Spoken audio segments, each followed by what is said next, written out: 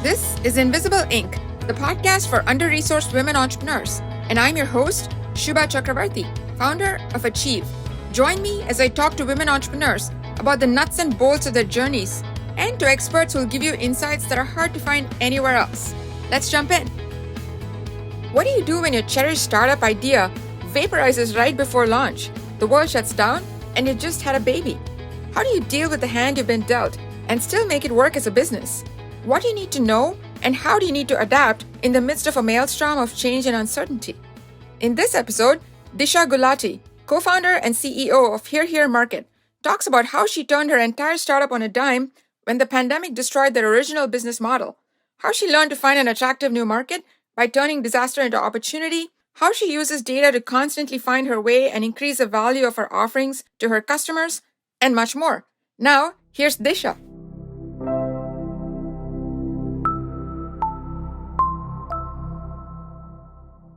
Good afternoon, Disha. Thanks for joining us today. It's really awesome to have you.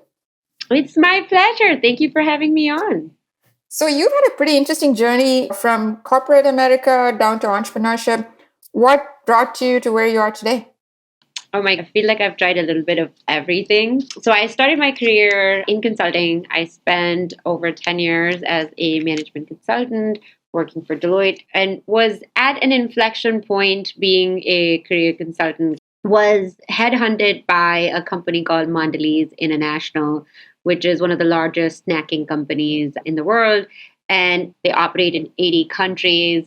And I got to see how billion-dollar brands like Oreo cookies work across the world, all the way down to visiting the beloved Cadbury factory in the UK and seeing how one of the most popular chocolates in the world are made. I got to visit India and go to like the mom and pop stores. And it was also around the time where there was a big emergence of direct-to-consumer brands. Lots of interesting stuff happening in the CPG world, in the food packaged world. And so once again, I had the itch. At times it felt like I was in this ivory tower where we had aspirations to do a lot of transformative things, but by the time it kind of boiled down to the regions and to the brands, it was very watered down. I had the opportunity to meet some amazing folks from Gordon Food Services who run an innovation studio here in Chicago for Gordon Food Services. And it is the third largest food distribution company in the United States. They were starting to build their innovation studio here in Chicago called Relish Works and were starting to incubate white space ideas in the hospitality space, in the future of food space, sustainability, everything across the food supply chain, right from the farm to the table, and hopefully meandering through the restaurants. They were looking for experienced operators to kind of take these ideas, spin them out as their own companies within Gordon Food's portfolio. So felt like a super interesting opportunity to once again shift gears. So that's kind of my journey, the Here Market. So what does Here Market do? So Here Market is an online marketplace that is leading the restaurant to retail transformation, specifically for chef-driven products. So what that means is we are starting to connect chefpreneurs who are starting to either diversify their revenue streams or exclusively wanting to move into consumer packaged goods. We're helping them find markets, identify the right product market fit, and help them manage, scale, and grow their businesses. It's clear that there's a lot in your background that we're starting to put the dots in place, but what was the trigger that made you say, geez, there's an opportunity here that I can do something about?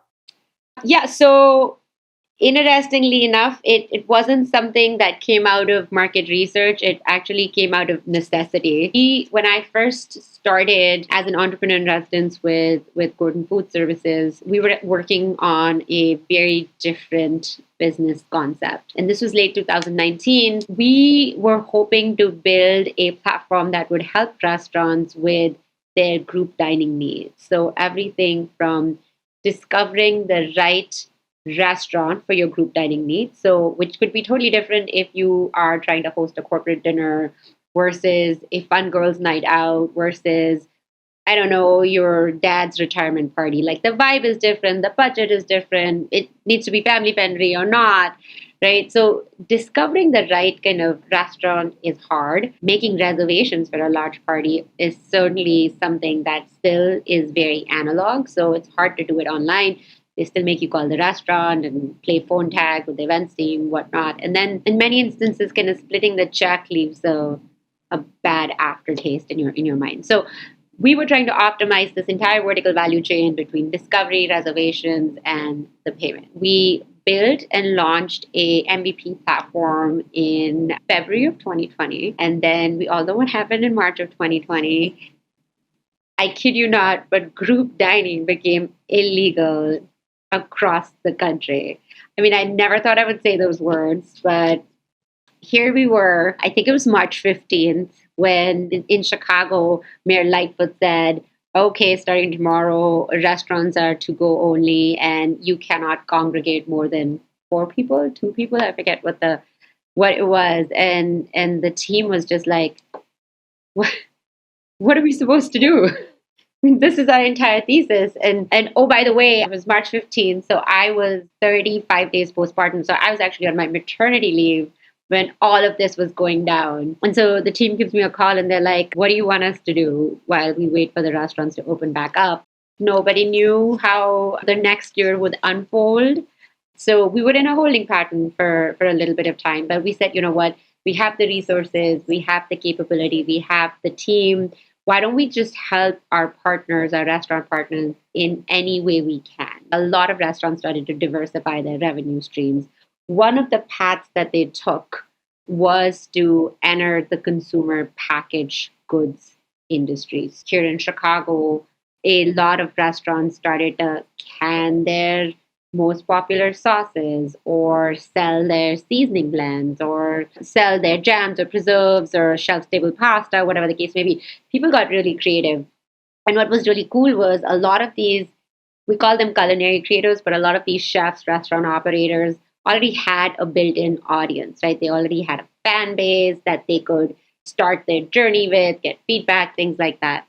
But what they quickly learned was that even though they were making these incredible products and they were receiving great feedback from their kind of concentrated fan bases, they knew very little about growing their businesses. So they knew very little about the front and the back door, meaning customer acquisition, direct to consumer marketing, all of those things, and everything on the back end with fulfillment and logistics. Not only did they know very little, what we also learned is they didn't want to do it. These amazing, talented chefs, they want to just make food, right? So we started to help them on a very ad hoc basis. And the more chefs and restaurants we helped, the more kind of came out of the woodworks and said, hey, we're kind of doing the same thing. Can you help sell our products? Can you help set up our e-commerce operation, so on and so forth? And 6 months into that, we took a pause and we said, feels like there's a lot of kind of grassroots pull in the market for something that is happening that we didn't anticipate as we entered this industry, but it's certainly happening. There is certainly momentum behind it, both from the supply and the demand side, right? So chefs were very motivated and the small CPG creators were very motivated to go directly to the consumer to build something. And we're seeing success with that. And from a consumer perspective, 9 out of 10 consumers want to buy small, local, direct. But the problem is discovery. Where do you find this talent? In a non-pandemic world, you would typically find some of this talent in your local farmers market, right? But again, you're geographically constrained, right? So there wasn't really a place online, if you think about it, where we could convene the supply and the demand, right? We could connect the true fans that were like across the country to these chef creators. So that's when we said, stop. What we need to do is we need to build a marketplace. That is kind of how Here Market came together. Fantastic. I love the organic nature of it. What inspired the name? So I get this question all the time. It is a celebratory homage. So if you think about Here, kind of people coming together over an incredible meal or drinks or celebrating something. So that's one. When we initially started the market, we thought we were connecting local culinary talent with local audiences because typically the fan bases are local. You go to your neighborhood restaurant and the neighborhood loves it and it's written up in Eater and other people come, but it's fairly local, right? Like people aren't flying in unless you're Noma or something to the restaurant. So that's what we were doing, and we thought here would also kind of emote that the localness of the marketplace. However, what we very quickly learned is these chefs and culinary creators have fans all over the country. And it wasn't always that they found their following by name. So it isn't like people were looking for a particular chef in Chicago. Sometimes they are. Like we have Stephanie Iser on our platform and people are forever looking for her, but she's on TV and all of those things. But people were just looking for better for you products. So people were looking for a better chili oil. People were looking for a better miso caramel. People were just looking for a better granola. And when they would type that in, these guys would show up. I mean, and that was the value we were adding in terms of optimizing on search keywords, things like that. And they would be like, oh my goodness, such and such chef has this amazing restaurant in Chicago. Chicago is a tough food market, but it's also a very kind of innovative food market. So this has to be legit, right? So, and a lot of our sales actually, interestingly enough, and I'd never thought about this before we started Here Market, come from the suburbs and from small town America because we're spoiled living in a big city where there's a Whole Foods and a Trader Joe's and, all of these things and many specialty stores, blocks away. But, there are towns and cities in America where that is not the case or it's not convenient or the hospitality industry isn't as vibrant, right? There aren't as many players, it's smaller market, whatever. But these folks are also wanting to recreate those restaurant experiences at home. So yeah, so I mean, we started here with this local kind of emotion, but quickly it was actually more of a national play than it was local. Fantastic. I love the story. So you addressed a lot of the things that I wanted to ask you about. So let's go to another critical part, which is funding. How did you fund and how did you think about early on funding the earliest days of your operation? Funding. As a founder, we're always fundraising. And let me tell you, it never gets easier. We were fortunate in the early days to have Gordon Food Services as a strategic investor. And that is kind of what got us off the ground and going. But that said, the training wheels came off quickly. So we went out there and we filled out the round with other VCs and angel investors. More angel investors than VCs because we were just we were so early in our journey. We also participated in a few accelerators, programs, what have you, that came with a check. So that also helped us, in our growth trajectory. So I will tell you that funding was easier during the pandemic when we were still figuring out the business than it is right now. So just enough to get you going. It sounds like you had all the resources you needed. So product market fit feels like it was somewhat forced on you just because you had to turn quickly, turn the battleship on a dime. You had to adapt to what was happening in the pandemic, and you did that by serving one of your biggest, partners, which is all these restaurant folks. And especially because you had to change everything and start from scratch, how did you figure out the right business model that was now going to be effective for what you were doing, which is very different from what you started out doing? Yeah, I mean, I think a lot of that was testing and learning and just not being bound by a playbook. So because the birth of the marketplace was so organic, initially we said, okay, we're going to help with distribution because one of the things that the creators were struggling with is how do they actually get the product out the door? How do they ship it? What are kind of the details there? And we said, you know what? We can actually create economies of scale if we're shipping on behalf of all of you guys. We can get everything in one box. It's a unified cart experience for the consumer. Amazon's kind of, trained everybody or spoiled everybody to be like one shipping cost or no shipping cost and everything in one box, right? So this concept of that I would try new products, but I have to go to like 10 different sites and pay shipping 10 times was a non-starter for the consumer.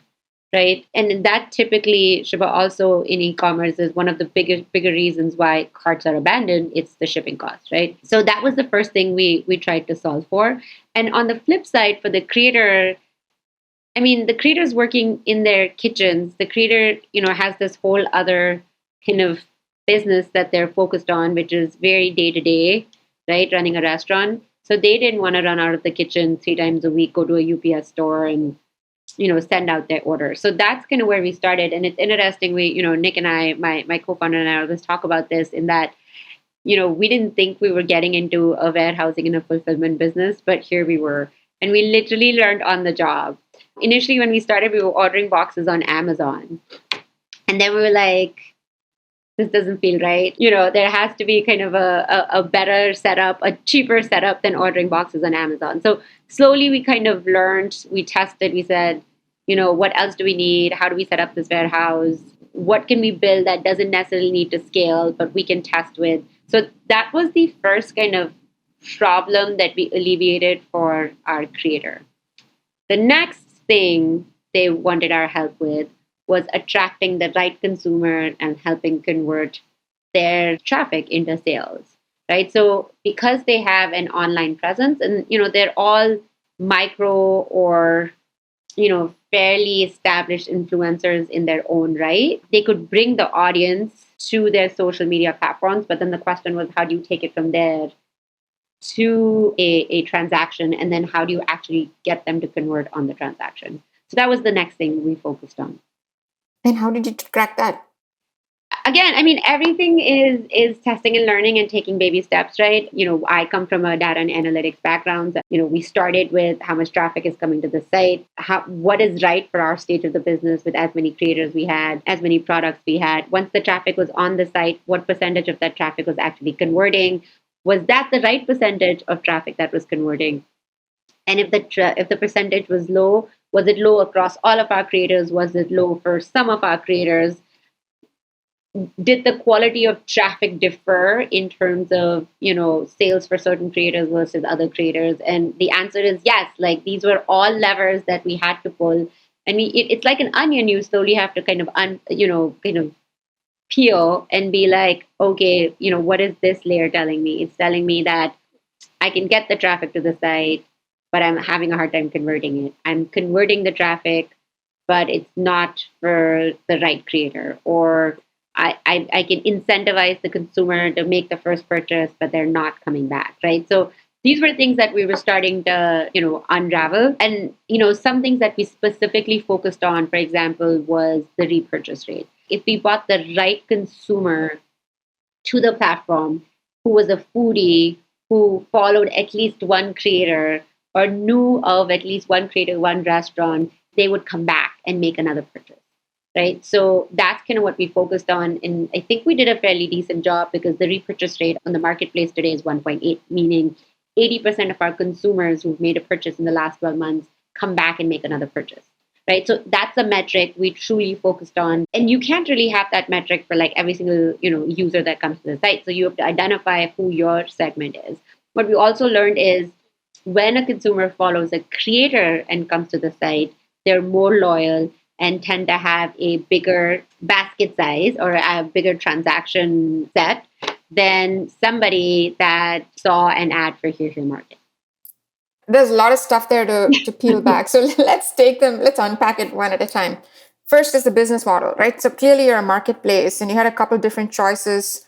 Subscription is all the rage, subscription boxes. So you had the subscription option or you had the pure e-commerce where, hey, come here when you have a need, transact, and then hopefully you'll come back again. What was the factor that helped you decide in favor of the pure e-commerce versus something like a subscription box? So we do have subscription options available as well. By the way, both models can coexist. And that's kind of what we're focusing on right now. So we started with individual transactions because we were also trying to see what the product market fit for these products was. Also, I personally think there's a little bit of subscription fatigue in the world. right? And to subscribe to products that you have never tried before or been exposed to before is a little bit of a harder sell.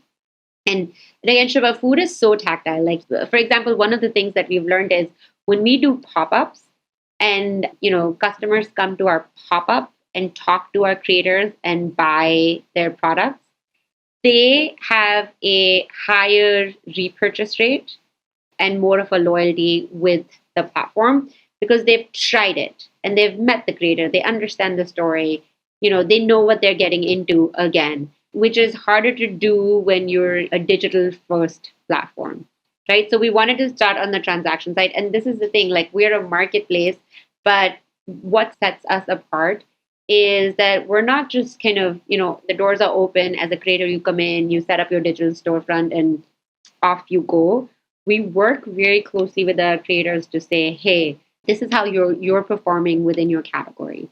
This is where you kind of sit in the kind of price distribution of your product versus your competitor versus somebody else. These are the trends that we're seeing in the market. These are the sales kind of patterns that we're seeing on our platform as well. So that's the kind of information we're giving our creator for them to first find their product market fit before we roll it all up into a subscription. That said, we feel like we've been in business for 17 months. We're at a point where we believe that for the right products and the right configurations of assortments, we have successful subscription options. In fact, we were on the Today Show last month for our subscriptions, which was quite neat. Of course, it was our best-selling month for subscriptions that day and that month. But it showed us that there is a market for certain assortments that can be put on subscriptions. So that's actually the next project we're working on. Well, congratulations. Sounds like you're really hitting a lot of high notes on that. So a lot of little nuances that you'd never think about if you're not in the industry. So that was pretty enlightening. It sounds like this pop-up model is a big part of kind of giving people a human feel for who you are and why Here Market makes sense. To what extent is that part of your retail customer acquisition model? And can you talk more broadly about how you're thinking about customer acquisition? It's a two-sided platform, I get it, but on the retail side. Yeah, the pop-ups are something we've tried and we will continue to do opportunistically. For example, if you're in Chicago, we currently have a 3-month residency in the John Hancock Center where we've teamed up with World Business Chicago to just, showcase some of our most emerging culinary creators on the busiest kind of retail block in the city, if you may, right? So opportunistically, we will do pop-ups. It is not core to our strategy because, like I was saying, a lot of our fan bases and audiences are national. The issue still remains that you have to try food to truly understand it and fall in love with it, especially because a lot of our creators are trying to do things differently. So it's not the run-of-the-mill, condiments or run-of-the-mill snacks. We have these snacks called Nemi snacks, which is, cactus sticks, right? And they are so good. But honestly, if you saw them online and if you didn't know what they were, you likely wouldn't order them, right? So how do we get you to try them before you buy them? So one of the things that we're going to launch in Q2 of this year is what we call our sampling program. So much like, if you purchase on Sephora, for example, you get to your checkout and you say, hey, you qualify for like these 3 samples, which one would you like to pick? And that's kind of the program we're working on with our creators for these emerging brands and these emerging tastes, if you may. That's fantastic. So let's turn to the creator side. What's your ideal creator profile? And then how do you go about acquiring these creators? So we have a geographic approach in terms of acquiring creators, only because what we've learned is the creator community, the culinary community is geographically driven. So if you can penetrate the nucleus of that community, the network effect is real and it starts to kind of run itself very quickly. So as we think about acquiring creators, we think about it by market. In fact, 40% of the creators that are on our platform have come through referrals or inbound interest. Straight up non-incentive referrals, meaning, hey, I enjoy working with you guys and on your platform so much. Here's another buddy of mine who's a chef at so-and-so restaurant or is starting to launch their own product line, would you consider talking to them? So as we think about acquisition, we think about it from a market perspective. And of course, now we've built kind of some proprietary insights into who our ICP is, what kind of products do they have, what kind of social following do they have, what is their general footprint, and how can they incentivize their fan bases to come onto the platform. So that's kind of how we work. When we think about creators, we put them in three buckets. Either they have a product and it's fairly mature and they're looking for another distribution channel or a more strategic partner. And what we offer on Here Market is very turnkey, right? In terms of the distribution, the marketing services, all of those things.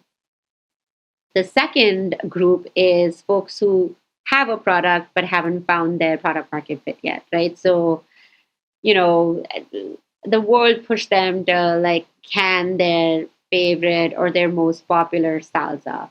Okay, I've canned it, now what? Right? Like I figured out the labeling, I figured out the FDA compliance, I figured out food safety issues, but the only place I sell it is in my restaurant or like on my website that who visits the restaurant website for discovery purposes, right?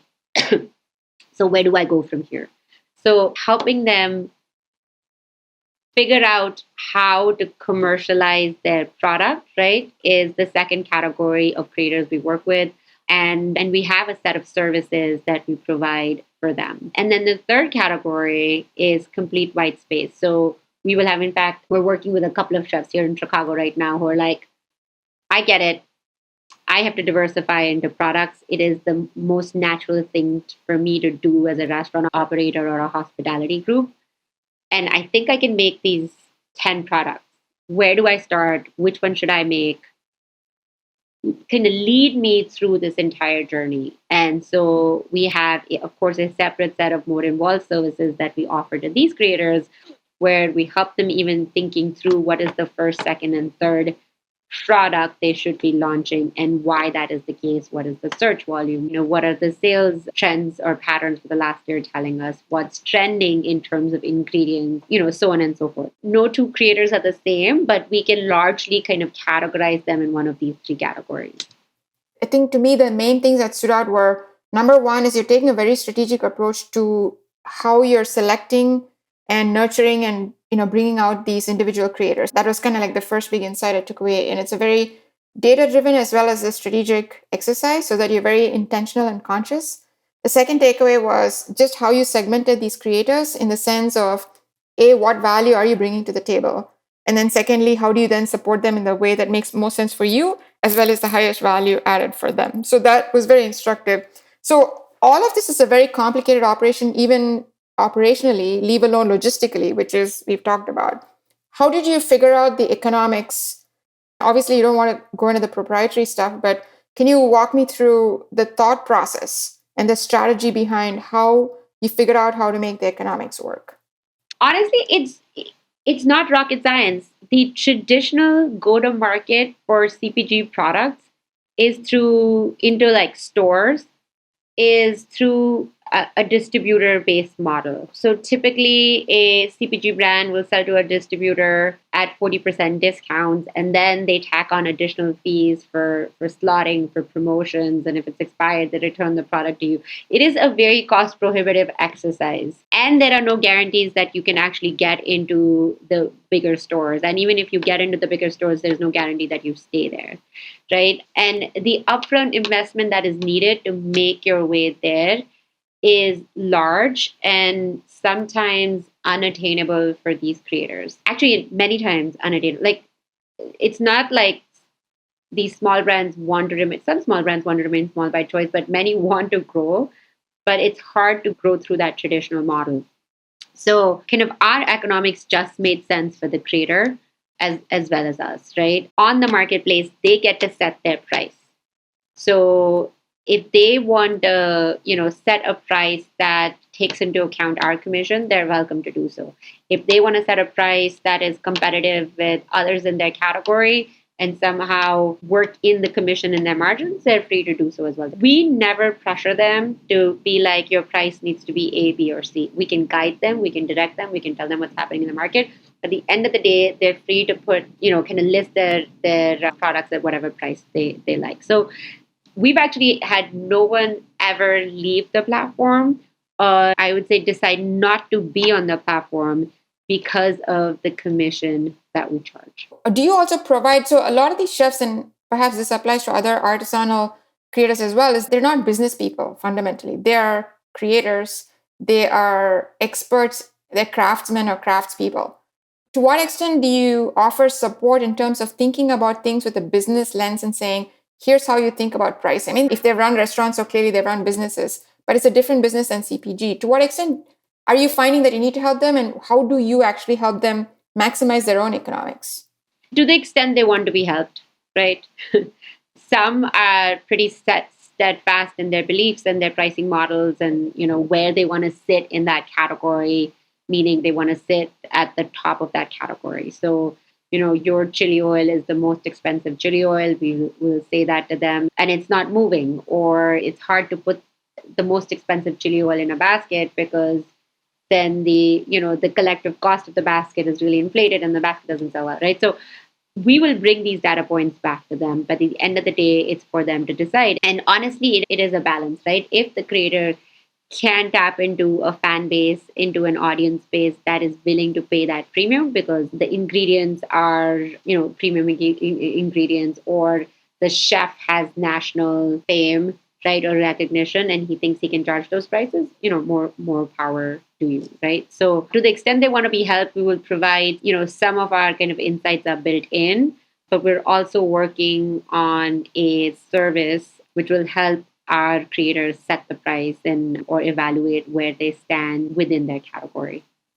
So you've been extraordinarily articulate about the business model, so that is a huge help. So let's turn direction and focus slightly into the fundraising side. As you mentioned earlier briefly about kind of having gotten off to a start, and then you also mentioned this comment that fundraising never stops for an entrepreneur. So first off, help me understand, how are you viewing the entire fundraising journey from the time you started? What are the milestones, the gateposts that you need to cross in terms of when you get certain specific series of funding, and how you're thinking about that? The most obvious advice, which I'm sure if I heard it, I would roll my eyes too, is go as far as you can, bootstrap. Delay fundraising as much as you can. That is hard to do with some businesses that either require a lot of R&D, or in our case, is a consumer-focused business, because there's a certain path to profitability that you don't get on day one. There's my disclaimer. But other than that, I think, it's so true. One is, when you say you're always fundraising, it's never too soon to start building relationships.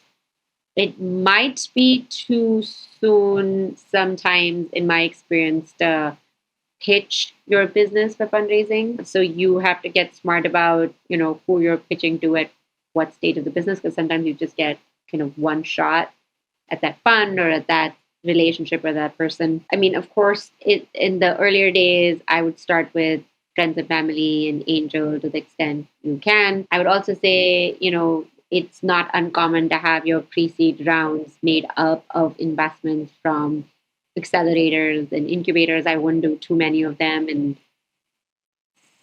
I would be careful about the terms you're accepting. Everything is negotiable. Almost everything is negotiable. So see if you can negotiate the terms, even with programs, is the advice I would give from a pre-seed perspective. But I can't stress how much on the need to be frugal, the need to be lean, and the need to build things that don't scale. If you are an experienced operator like Nick and I are, there is this innate need to set up process to build things that will, last a while. But you just have to make the right choices and say, I know what I'm setting in place is cheap and dirty and likely won't even last us for the next 6 months, but this is what needs to happen.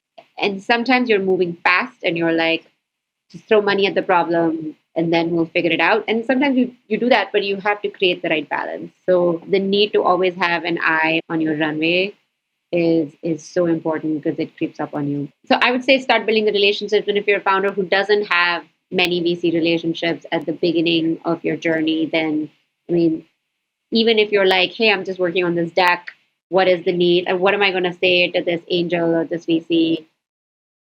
Take the meeting, set some kind of relationship that allows you to like send them a note later to follow up and say, hey, I read this article, really resonates with me and what we're trying to solve for. Thought I'd share it with you. You're in the industry, or can I put you on my investor updates? And you might not have any investors, but you might have an update newsletter, right? So some of the conversations that we had in our pre-seed round didn't really get to fruition there, but now we're picking them back up now because they've seen us grow in the last 12 to 14 months. So this is why I say, as a founder, you're always fundraising for the right partnership. You might open up a round that you were thinking was done, right? So that's what I would say. At some point, I think we're not there yet, but at some point then you say, okay, how long do I want to rely on outside capital? When am I going to be done? And it is definitely a numbers game. Like, I did not believe this. I think I knew it, but I didn't fully internalize it till I had to hit these numbers to see some level of success. So it is truly, truly a numbers game. So, like, create your target list. You have to run it like a process. You have to have a minimum of 100, 125 conversations to see some semblance of success in your fundraising process. So when you talk about it's a numbers game, I'm assuming you're talking about the fundraising process itself, that you need to treat it kind of like a job interview or a job search process where you have to have a very big number of initial targets for you to have any kind of viable probability that you're going to hit one or two that are going to work out. Is that? That's right. Great. That's right. Okay. Yeah. So then in terms of this, definitely resonates that you don't get more than one shot at many of these investors. They're all time strapped and they don't want to waste time if within the first X number of minutes, pick your number, they don't feel that there's a fit. Couple of questions there. Number one, how do you make that judgment call that this is the right time? And then secondly, for those who don't have a starting network, what did you find effective to start building this? Let's say I start from knowing zero VCs and zero angels. Where do I start building that? So to answer your first question, like, how do you know the time is right? You kind of don't. I mean, I think by the time I had my 50th conversation, I was like, okay, I know kind of in the spectrum of early stage to late stage where this VC stands and what my ask should be of this VC. Is it just guidance and advice? Is it, I need a check, right? And, and this truly holds very true. When you ask for advice, you get a check. And when you ask for a check, you get advice. So it's so true. So I think that comes a little bit by experience and trial and error. You kind of have to do the research on the VC and see what their average check size is, what is their minimum threshold in terms of how much revenue you need to have. And even within that, like, what is their portfolio and who have they invested in, what stages have they been on. You can arm yourself with that information, but then after that, it's a little bit of feel out the conversation and where the person is. So I have not found a science or a model behind that. I would say do your homework and then make your best kind of gut call there. Second question is, if you're starting out with no network. That actually is more easily fixable today than it has been in the past. One, like, align yourself with the epicenter of startup activity, whether that's in your industry or like kind of the generic nucleus in your city or in your function, right? Or in your industry, I should say. So for example, in Chicago, one of the bigger ones is 1871. I actually worked for 1871 for 12 months before I jumped into this venture. And the reason just for that was that I needed to build this network. I was coming from consulting and corporate. I didn't really know any VCs, to be honest. And I didn't have a pure network of other founders that I could lean into, learn from. And so that experience gave me a glide path to successfully start the business. And I shouldn't say successfully. It just gave me a glide path to have a certain set of resources that I wouldn't have had I not spent the 12 months at that incubator. Now, I get not everybody has that luxury, but I think there are enough networking events, enough activity going on in these types of incubators where you can kind of align yourself to the right quorum, the right group, and start to build your network. I've said this before, accelerators is a good way to do it as well. Be choiceful about the accelerators you sign up for, but that's another way to do it because then you become one of them, you're part of that group, and then they kind of take it upon themselves to open some doors and always be networking. So if you talk to an angel, for example, and not the right fit or even the right fit, then you say, hey, do you know other angels that also invest in this space? Right? Or, if a VC says no to us or we're too early for them, then we'll ask and we'll say, hey, do you know others who invest in, our stage of the company? The best introductions come from other founders, especially founders who are already in their portfolio. So that's another way to kind of crack that orbit of Excellent. And that's great advice. So this is the whole topic, but I'm just going to ask you if there's one thing that you can mention about being careful which accelerator you go to. I know we can talk for hours, but what is one thing you would ask? So two things, is it an effective accelerator? Will it actually add value and accelerate your path? I mean, as the name suggests.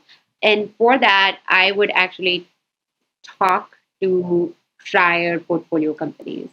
You went through the program, what was good, what was bad, how did it materially help you change your trajectory, accelerate your trajectory, whatever the case may be. And the second is I've seen a lot with like very sharky terms.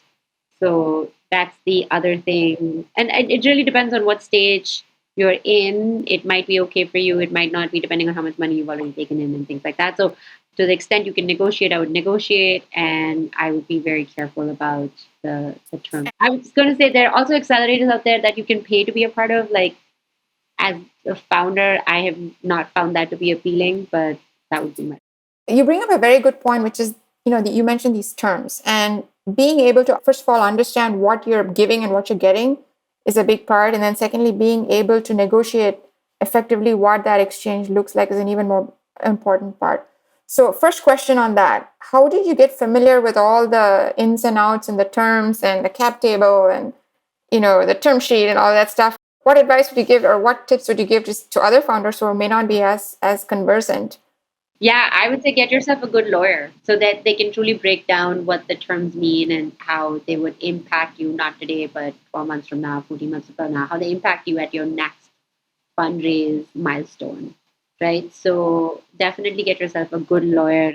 There's a lot of templates out there. There are classes you can go through. I believe who was I'll have to get back to you, but YC or somebody has a whole like course on understanding cap tables and things like that. To the extent you can, Venture Deals is a great book to read. But, I have an MBA from Booth in finance, and I thought I knew what was happening with these terms, but, Touche. you just, yeah, you just cannot know it all. And I was like, wait, why don't I fully understand this? I learned it in school. So this is why I say get yourself a good lawyer, because they've seen many, many, many versions of these. And then to the extent you can use standard paperwork and contracts, do that.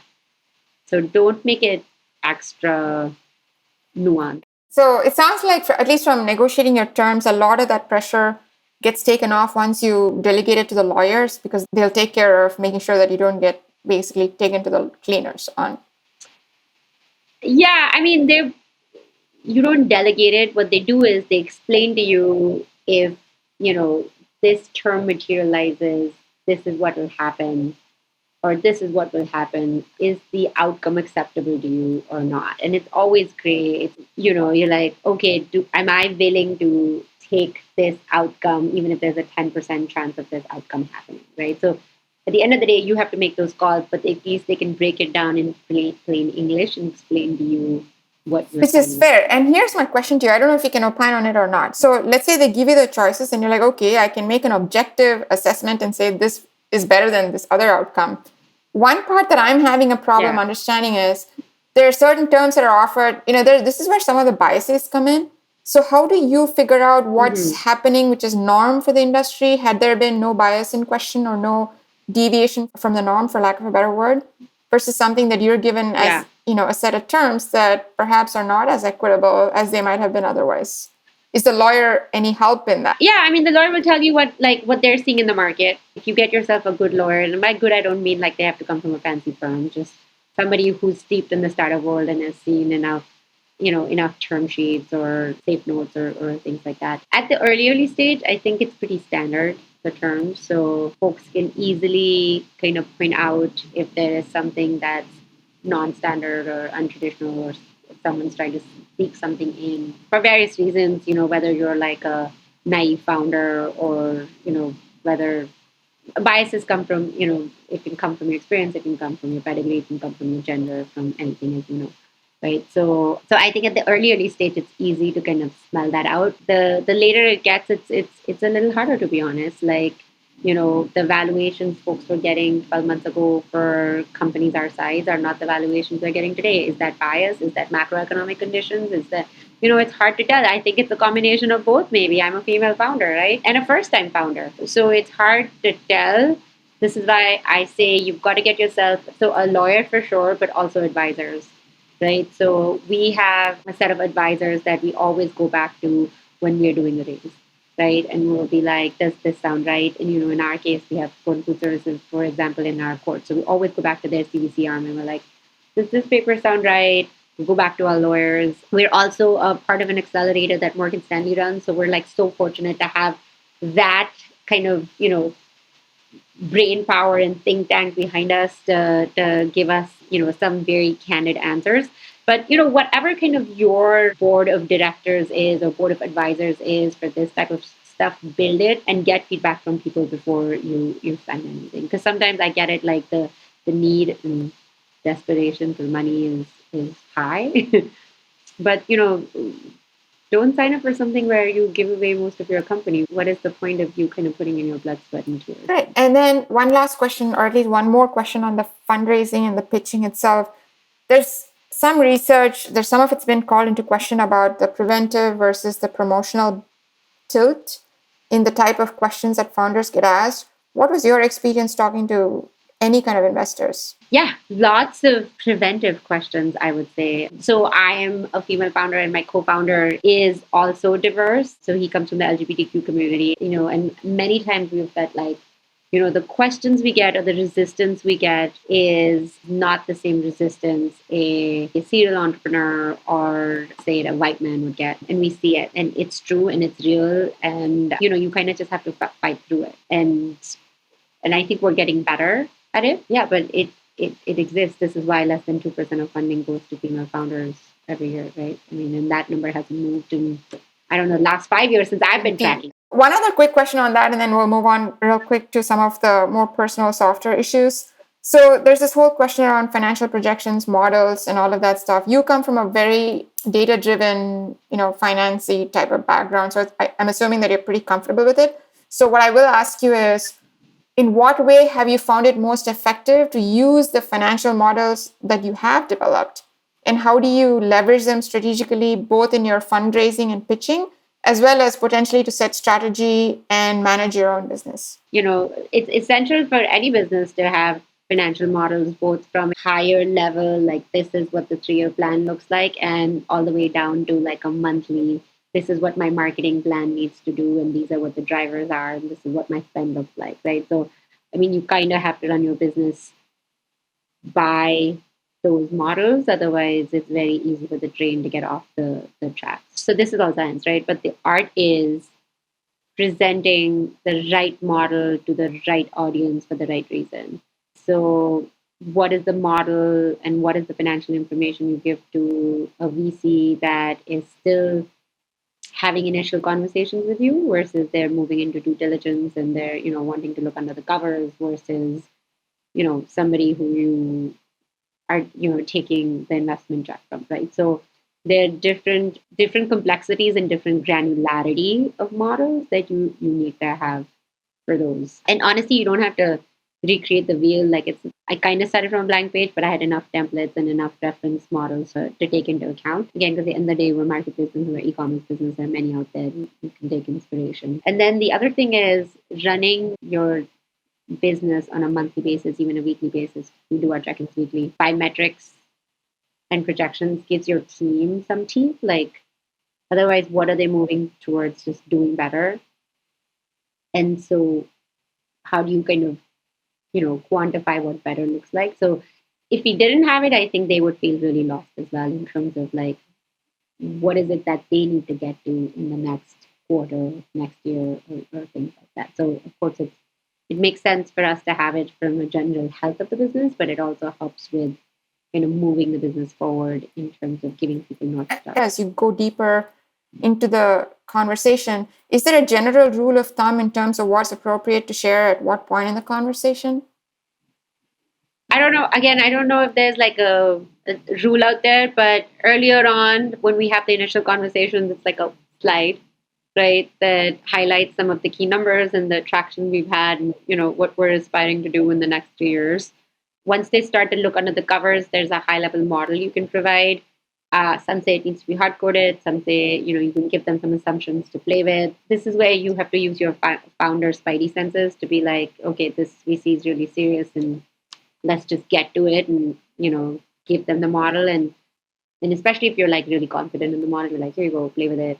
It's strong, it's healthy, we know what we're doing. So that's what I would say. And then finally, like, once they're in your data room, they probably want to see how the sausage is made. Fantastic. So moving now a little bit to the softer side, this has been a pretty interesting journey for you from the day you started right before the pandemic hit. What have been some of the internal challenges that you faced and had to overcome as an entrepreneur?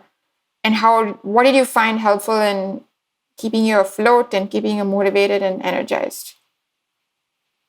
Oh my goodness, where to start? This journey is a tough one. It's in the same given day, you will have had the most exciting conversation as well as like the most depressing conversation. So the highs and lows are crazy. You have to learn to still your mind and your own self-talk. And you have to figure out how to validate success along the way, because otherwise the success is whether the company lives or dies, or whether you get VC money in or not. Like, these are arbitrary goals that get just, put in front of you. And to be really honest, you don't control all of those levers for the outcome. So to then hold yourself kind of to that bar, you're just mentally, it's not a healthy thing.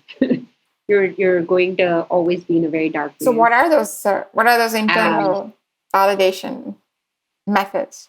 Yeah, this is what you have to say to yourself is, what are the successes you've had along the way? Like for us, whether we, live on to see another day, in the last 17 months, we've built nothing to something in terms of a marketplace that has close to 200 creators, 800 products. We've done over $500,000 in revenue. I mean, these are things that, Nick and I started with a piece of paper and we said, hey, I think we should build this marketplace, right? I mean, it's something we should be very, very, very proud of. We're going to win conversations with the James Beard Foundation about, how we can play a role with the James Beard Awards this year. I mean, it's one of the premier organizations in the hospitality space. And here we are, this, itty bitty little startup who has a seat at the table. Like, congratulations. Amazing. That's so exciting. We would have not, and it's something we didn't think was even possible, 12 months ago.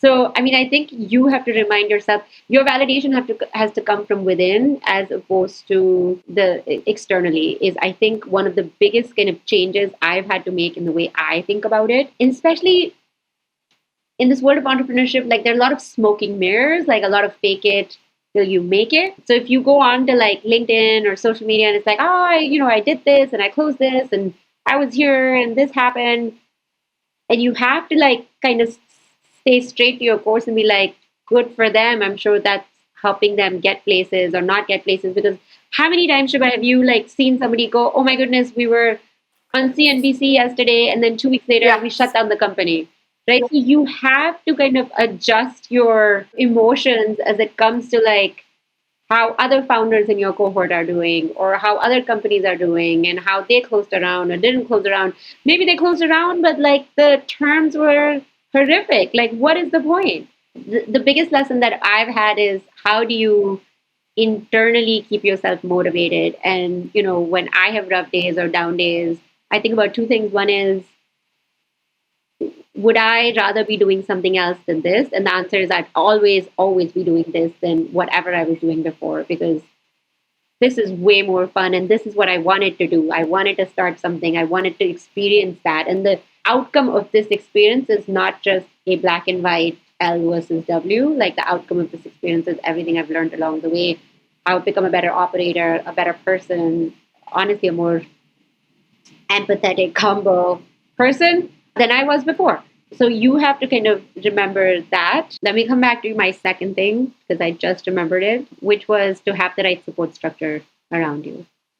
It is so important to have the right partner, spouse, family, whatever, whoever gives you that at the end of the day validation that the path you've picked, the journey you're on is worth it, is the people you need to align yourself with. And not the people who are like, what are you doing? Why would you ever choose to like live a life of an entrepreneur? And there's a mixed bag of like, even with family, a mixed bag of comments and emotions that come along the way. So I would say manage your own self-talk, because like no one else can make or break how you mentally feel.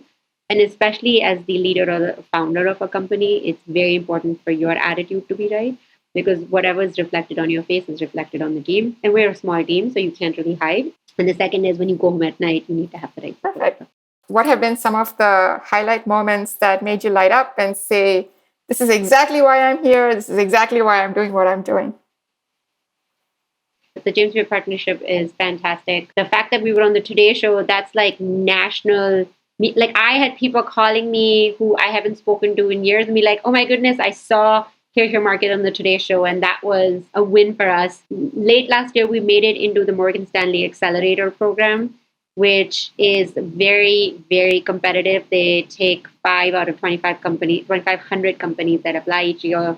It's an accelerator that truly helped, kind of guide us through some of our growing pains in the last 6 months. So that to us has been phenomenal, and we feel lucky and fortunate to be a part of that program. But honestly, like what keeps us going is when we get to talk to our creators, and our creators talk about how much value we've added to their journey, to their businesses, the exposure they're getting through us, and the consumer the base that they're building on Fairfield Market, and even the press they're getting through us. Because again, it's easy to promote a collection of creators and a collection of products than it is to just take your one product and pound the pavement. We were in the Food Network holiday listing in December, and we were the number one gift on their gift guide. And it was just... That is amazing. Congratulations. Right? So yeah.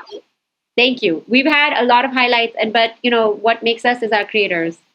Right? They just have such incredible product and such incredible stories to tell that it's easy to amplify that. Absolutely. That's fantastic. So then to conclude, the last couple of questions, what is it that you know today that you wish you knew when you started this journey? I feel like every entrepreneur starts with some like naivety and ignorance. I feel like if I knew exactly how the sausage was made, I don't know if I would have started the journey.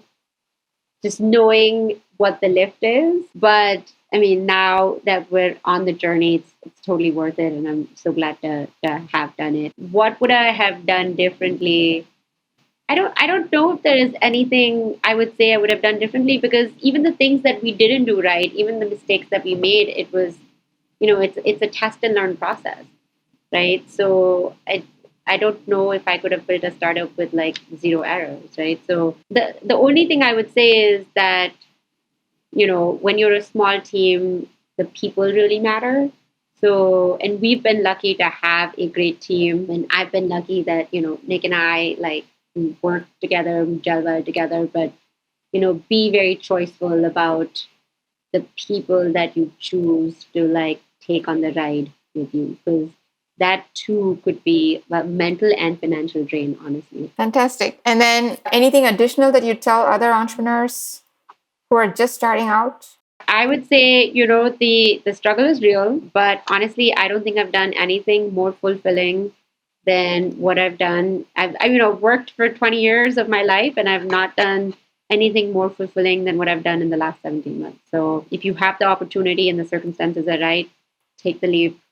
Thank you. Is there any question that you wish I'd asked you, but I didn't? No, you asked me a lot.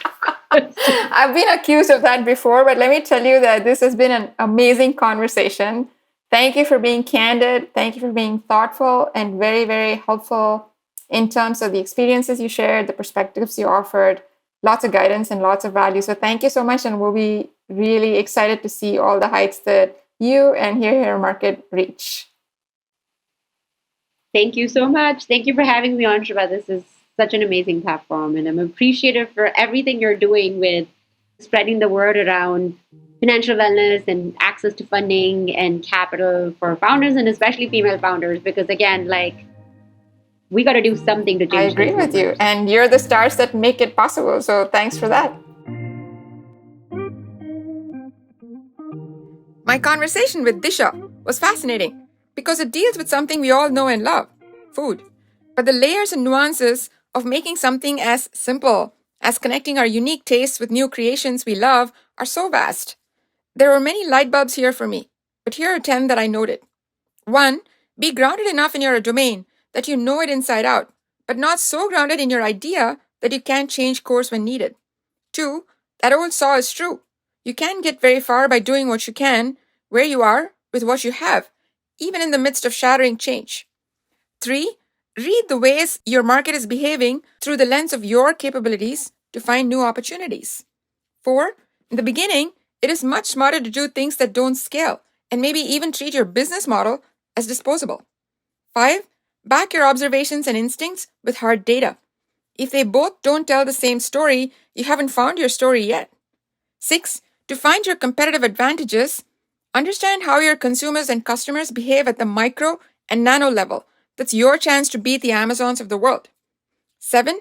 Find the micro level KPIs in your business that impact the big ones that investors care about. The tighter that link, the better you'll run your business. 8. The context of the purchase may have unexpected impacts on your business. Look at their behavior holistically. That's how your customers are experiencing it. 9. The common sense advice on bootstrapping as much as possible never changes. How far can you go on your own? How much can you stretch? 10. Fundraising is part art, part science, and part instinct. Hone yours carefully. So, what's the one big takeaway you have from this conversation? And how can you make that happen? Thanks for listening to today's episode. We have show notes and more at achieve.co. That's achieve.co/podcast. Like what you heard? Hit subscribe and share with a friend. See you on the next episode. Now, go be an achiever.